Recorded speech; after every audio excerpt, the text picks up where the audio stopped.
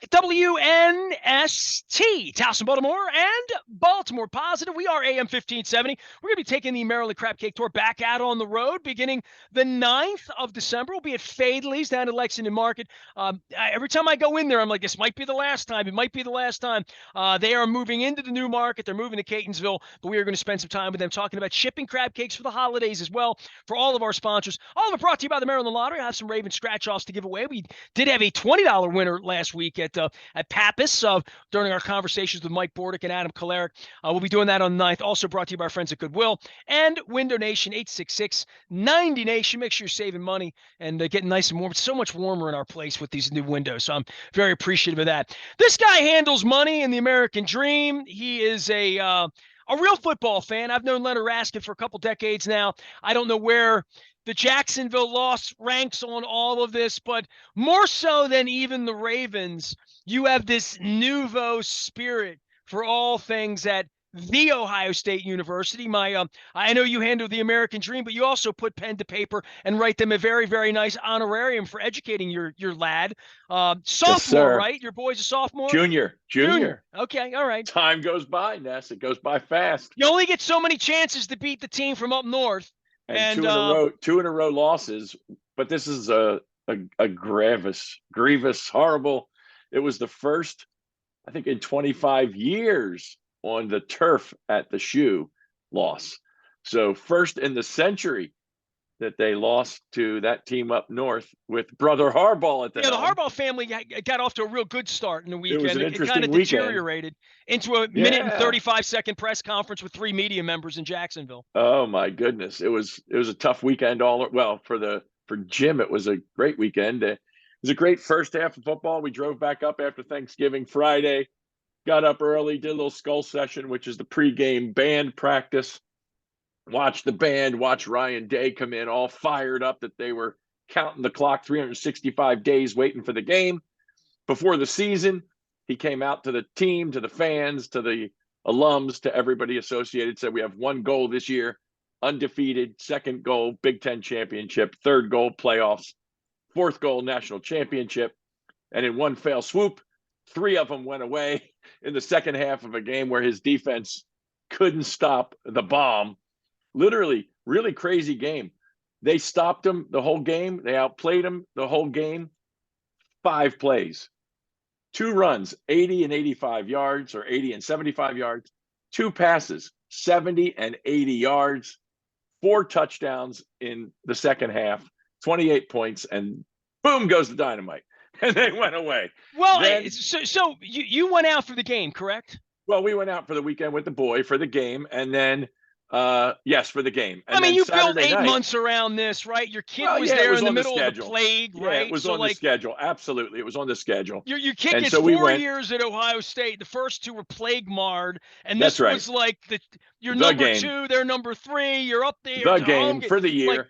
Had tickets ready for the Big Ten championship. Tickets ready to go to the national championship. Like we say, cancel the hotels. Thank goodness Southwest lets you take your fares anywhere. I canceled my hotel in Jacksonville this weekend. So away we go. So Saturday, rushed back, took an hour after the game to get out of the garage and back to the lads' apartment, which is 2.5 minutes away, 1 hour commute. Got changed, had some quick dinner, got dressed. For the boy, he's in the athletic band, back to the arena, Covelli Center for the Buckeye volleyball girls, the Volley Bucks, as they call them, against Wisconsin, who is number 3 in the country.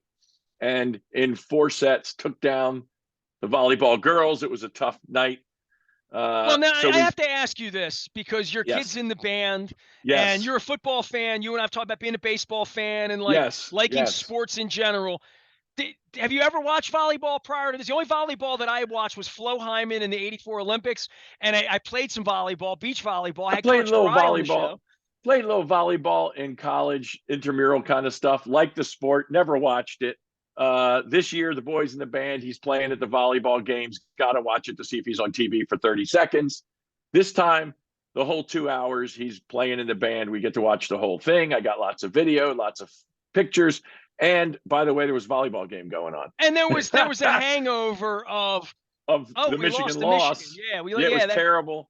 It was terrible. And then those girls fought hard. They fought harder than the football team, I'll tell you that. But Wisconsin was amazing. They had a chick on that team. I guess that's not the politically correct word, but too bad. She was 6'8", and when I tell you she slammed that ball like nothing I've ever seen, it was amazing. But That's how we win in the Olympics, brother. That's it. It took 4 sets to win the match. The Bucks had a tough fight, lost a tough one. Back to the hotel for the night. Got up yesterday to fly home. The good news about the game, the Ravens on Sunday, little weird. The delay because of the weather. So on the Southwest, you can't stream, but you can watch NFL Network. They show like the red zone kind of stuff. And because the game was a half hour late, they were actually showing the game because every other game was in halftime. So got to watch a lot of it. Driving home, heard the rest of it, pulled into the house for the last 2 minutes and could not believe my eyes. Yeah, you got the witness. Could not believe my eyes. How in the world that defense let them march down that field?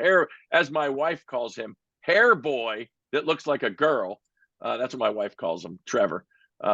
Driving down the field like his he hair's was at beautiful, Clemson. like mine. Tell your wife. Yeah, that. Right. Flowing. He's got the flow. Driving down left field like it was Clemson playing who?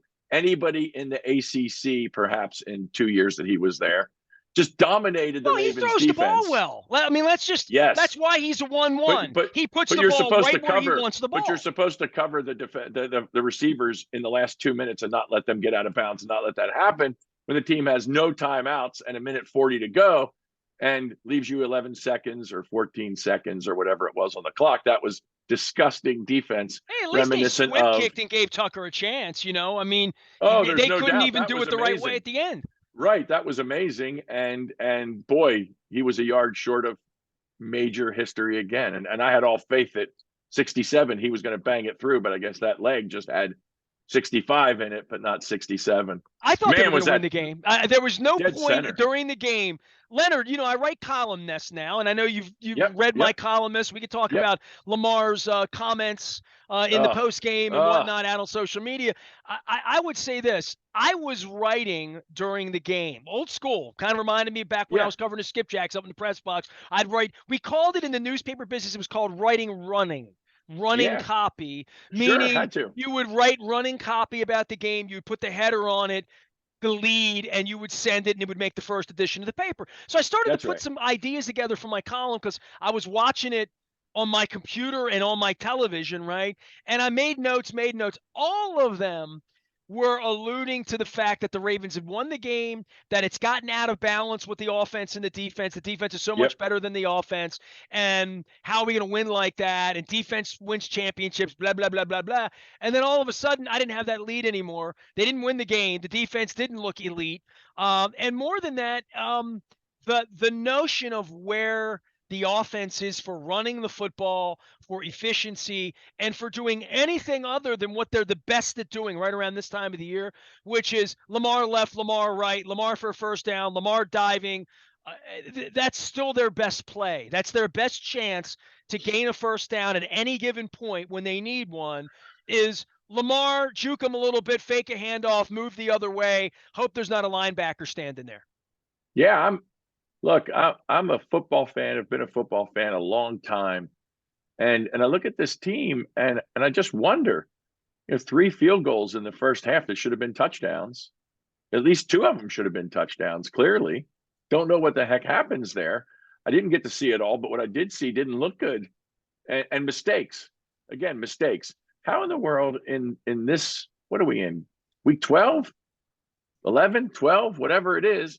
How do you still have delay of game penalties coming out of the huddle? It doesn't make any sense. Well, it's not even the penalties that bother me as much as that it's every play is a risk of a penalty, right? It's they're not, late. Oh, they're one late. play, we fell asleep. No, I'm screaming, snap the ball. He's clapping his hands like he's at a concert. Yeah, 7 out of every 10 plays, he's not late. Getting a chance to identify things, to get up to the line of scrimmage, to get settled. It's not good. Whose fault is that? Is that Roman's fault? Is that Lamar's fault? Look, that's what I'm saying. I'm a fan, okay? I'm not on the inside. I don't know. And boy, his email or his tweet after the game Somebody's got to tell them delete. First of all, you got to delete that right now, even though it's already out there. It'll be forever out there. You got to delete it. Second of all, 2 hours after the game or 3 hours after the game, you got to take a cold shower and say, I'm not going to reply to any idiots that say anything, even if I know they're idiots or think they're idiots, or they're just fans reacting to their emotions. I can't let my emotions go crazy. If you haven't read it, which I doubt you have, CJ Stroud's post after the Ohio State game was pretty amazing. This is a kid in college, and I know Lamar's not that much older, but this is a kid in college getting booed on his home field after an amazing season where the only outcome, and this is not the Ravens, the only outcome acceptable to his fans is perfection. And that's ridiculous. But that's what's going on in college football right now, and certainly at Ohio State. They set themselves up for that. But having said that, CJ Stroud quarterbacked that team. And after that game, there were calls for his head, call for the coach's head, no rational thinking of what really happens in the world. And the kid posted out on social media, look, we're not crying. We lost a football game. I'm paraphrasing. It's sad. I'm sorry, but God is on my side and God is on our side. And this is about bigger things. And I'm not going to cry tears over this, and I'm not going to lose my head over this. And Lamar would be wise to have read that and maybe had a different take on a fan being unhappy about the loss. You're getting paid a lot of money. You're asking for a lot more money. And to respond that way was a little crazy. But yeah, the offense didn't do great. The defense choked. Hate to use that word, but that's what they did. They choked in the 2 minutes to go in the game. And, so be it. Look, Lamar missed a couple passes. It happens. Guys dropped a couple balls. It happens. Brady's having a horrible year. Favre's having Favre. How about that? Favre. Aaron Rodgers, horrible year. The Super back. Man, I'm losing it this morning. Super Bowl winning Rams, horrible year. A lot of people would take 7-4 and tied for first in the division. So come on, get over the anger and get on with playing football. And he's got as receivers, and we got to figure it out. That's all. Still, look, a couple weeks ago, we said 10-3 would be great, and 9-4 would be okay. We just didn't think the loss would come against Jacksonville. So you got to go out, beat Denver, beat Pittsburgh. You're 9-4. Okay, go on about your business. It's all still there. It stinks. Game stinks. But after seeing the beating in the social media world and so on that CJ Stroud, a kid, and Ryan Day, the kid's coach, took at Ohio State, it's all perspective, man. Come on. Well, I mean, you were out there. It's fascinating to me. Leonard Raskin's on Raskin Global. Find him out on the web. The American Dream and investing money, and certainly Roth 401ks and IRA, all that stuff going on this month as well in Leonard's world. Going out to a big game like that, I've been to big stadiums. I've been to Neyland, for a Georgia Tennessee game. I've seen LSU play between the hedges in Atlanta or in Athens. Georgia. I've been to Tuscaloosa. I've been to big college games. I've never been to the big house. I have been to Penn State, although I think they've added 10,000 seats since I was there.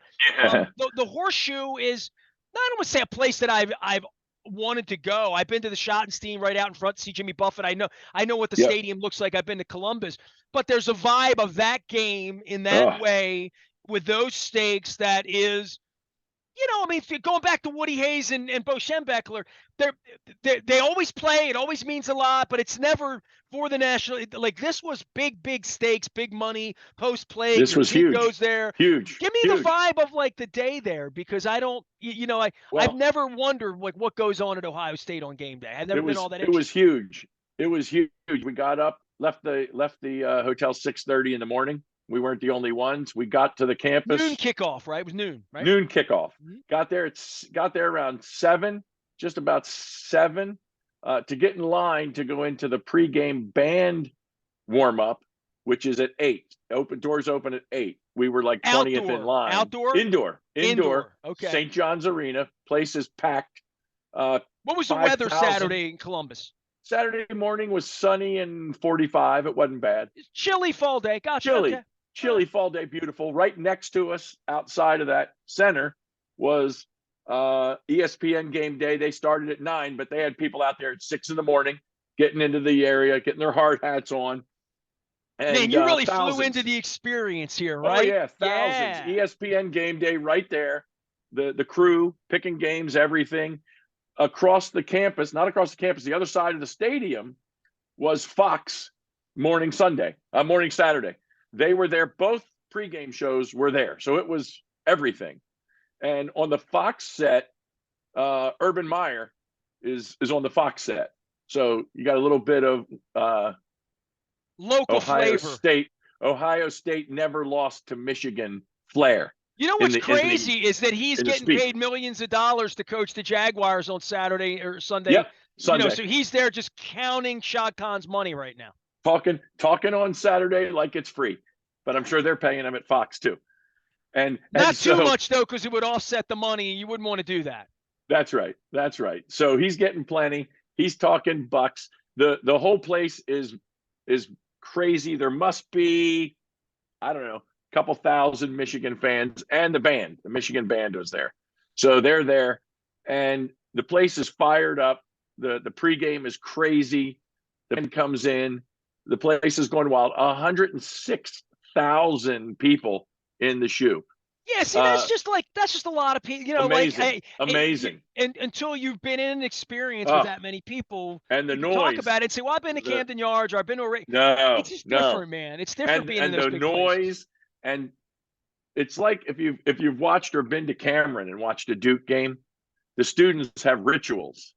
They know when to cheer this and when to cheer that. I've been watching the World Cup. I know all about people singing songs, and exactly. So there are specific songs that come at a specific time. There's chants. There's fight songs. Everything. When the Moroccans were winning the other day, I've never heard anything better than the Saudis and the Moroccans singing. Yeah, you know? It's unreal. It's wild, intense, and then the fourth quarter starts and it's silence. You could just cut it with a knife. And this is what you hear. Oh. It was, I mean, it's a state of shock. It was overwhelming. You lose a game like that, right? It was shocking when their team was. Well, here's the thing: the Buckeyes planned a year to stop the run because they got torched last year. And in the third and fourth quarter, Harbaugh comes out and has his kid bomb up an 85-yarder against safeties who are in corners who just can't cover them, and they throw 2 70-yard bombs over the top that drop in like a dime and score, and the place is stunned. Not only that, but the star running back for Michigan, who is Heisman candidate, got hurt last week, and it was all about whether he was going to play or not. He played the first series to shake him up, sat the entire rest of the game, didn't play, bad knee. So they didn't even have their top guy in the game. Jimmy Harbaugh chucking it around the way he always wanted to, back with Bo. And then after those couple throws, they opened up the run, and then they ran for 80 yards twice. And you know the old Woody Hayes quote, when it was a snow game in Michigan and Ohio State was up by like, I don't know, it was 30, 40, 50, whatever it was. And he scored a touchdown, went for 2. Do you remember that? You ever hear about that? Yes. So they asked him why he went for 2. He said because he couldn't go for 3. So guess what? Harbaugh said, why am I throwing the ball up by 21? Because I'm not up by 40. And torched him again. He did a halfback pass that went for 40 yards. I mean, everything you could do, they did, and they just destroyed him. Blew him out at home, 40-something to 20. I don't even know. How'd the volleyball team do against Wisconsin? The volleyball team lost, but they played their hearts out. The crowd was crazy. It was sold out. The volleyball girls sell out every time at the center, 5,000 so people. Sold out, screaming, music so loud that after the football game all day, and 106,000 screaming fans, listening to the band and the music and the screaming, I got back to the hotel. I was in bed at 10 o'clock at night, 10:30 at night, and my head was ringing. I felt like I just left a Who concert. You knew how great Lamar was going to play down I felt Jacksonville, like right? I felt like I just left a Who concert and I was Pete Townsend going deaf. Yeah, I thought Lamar was going to play like it was tax-free Florida there on Sunday, Yeah, down in the wow. 78-degree heat, right? Well, I hate to say it, but the kid, CJ Stroud, as much as I think he's great character and a damn good quarterback, he clearly lost the Heisman Trophy Saturday. And I think he lost it to the kid at USC who took out Notre Dame, threw up bombs everywhere, ran everywhere, scored everywhere, which then knocked the Bucks almost completely out of any playoff chance in the NCAA, unless, of course, USC loses their playoff game, which I find hard to believe, or TCU loses theirs, more likely to happen. But then you got a really tough fight between Ohio State and TCU. The best case for the Buckeyes is they go into the playoff and have to play Georgia, which, man, they are all around good. 50, 60 points a game without trying. Let's face it, that kid won the national championship last year and came back. And they are good. So if they make it as a 4 seed, they'll go down to Georgia, is my hunch. They won't be the devil. They'll be like lost. How about those Bulldogs? Did they dot the I in Ohio State? Did they do they all always that? do. I mean, oh yeah, always. It's amazing. The band so is you incredible. had a beautiful experience till the game Oh started, yeah, kind of like great. Wembley. No, till the halftime they were up 20-17 or something. They were up at the half. The second half, they just got torched. They didn't score again, except a field goal, and they got blown out. And kind of like, our poor Ravens, the secondary just didn't hold up. The defense couldn't hold up their end. And so they blew it. And some bad penalties. The Buckeyes in the second half had the ball on their 40. Nice 30-yard play downfield. Holding call, unsportsmanlike after the play. It goes from 1st and 10. That's on Michigan's coaching. 1st and 10 on Michigan's 25 to 1st and 35 on their own 20. What play you got for 1st and 35? Nestor? Not a really good down and distance there. No, it's not playing the numbers. Not a good one. Speaking of numbers, end of year's coming up. Leonard, give everybody a little bit of what you do, which is beyond watching football and going out to Ohio State, running around the last couple of weekends. I don't know how you're doing it, man. You got all this energy for all this. It's trying to act like you're in college again when you're clearly not. But what we do is money. We do money. We do everything money. This time of year, we do tax planning. We do year-end tax planning. So when you get to your accountant in January, February, March, they don't say you coulda, shoulda, woulda. We say do it now. So when you get there, you can save taxes. Have the American dream. Let the government pay for it. So how do we reduce your overall taxes, take advantage of the tax code, which is really thick? Make sure you're taking advantage of IRA conversions. Make sure if you're older or inherited money that is in IRAs that you're taking your required minimum distributions. We don't like any 50% penalties from the IRS. All kinds of things that make sure you get your American dream and do the things you want to do so you can chase your kids around like you're in college, or go to Jacksonville for a Ravens game or not, or go to the Denver game and watch the Ravens play the Broncos. There's probably going to be tickets available, as my guess, for next Sunday. All right, my man. Well, listen, have a good rest of the week. You need to rest up a little bit and eat all the Thanksgiving leftovers and all that. Got some leftovers. Yeah, I missed you at Pappas 2 weeks ago, but you've been so active in chasing football around and the kids in the band and all that. But looks like you had a good experience despite the outcome. Look, great weekend, bad sports. What are you going to do? You know what? This is where I get into concerts, right? Because you never lose when you go to a concert. There's no winners and losers, right? So you know what you're getting into when you're going to Michigan, Ohio State. Like, there's a chance. There's a chance. Even when you fly down to Jacksonville with the Ravens and you got a 9-point lead in the fourth quarter, there's a chance. There's a chance. Leonard Raskin, he does not take his chances with your money. He'll treat you right. Make sure you find him out at RaskinGlobal.com and out on the front of BaltimorePositive.com. We're going to be at Fadley's on the 9th doing our thing. Bringing the Crab Cake Tour back to life, brought to you by our friends at the Maryland Lottery, Goodwill, and, of course, Window Nation. Also, reminder, Tuesday this week, it is Tuesday, Giving Tuesday. Our friends at Wise Markets, everybody rounding up. We're taking care of folks in the charity space as well. We served a couple thousand folks some food down at the convention center last week with our friends at Goodwill. So it is a time of giving and helping people out. So make sure you take that Thanksgiving spirit for more than just Cyber Monday out there this week. I am Nestor. We are WNST, AM 1570, Towson, Baltimore, and we never stop talking Baltimore positive.